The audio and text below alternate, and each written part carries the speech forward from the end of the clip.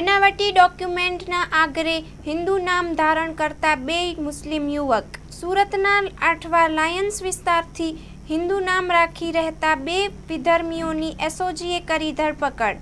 ખોટું હિન્દુ નામ પ્રેમ ઉર્ફે પ્રદીપ મૌર્ય ધારણ કરી મોહમ્મદ આફરીદ અને તેઓના ભાઈ રહેતા હતા સુજાપુર, બિહાર. સુજાપુર સેમપુર ફેકડરી ગામ, કછુઆ.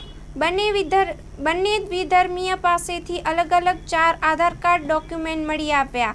આફરીદ ઉર્ફે પ્રેમ સુરતમાં છેલ્લા 7 વર્ષથી રહે છે. સુરતમાં અલગ અલગ જગ્યાએ સ્પામાં કામ કરતો હતો. પોલીસની પૂછપરછ કરતા આફરીદે જણાવ્યું હતું કે તે મુસ્લિમ હોવાથી તેનું કામ નહોતું મળતું.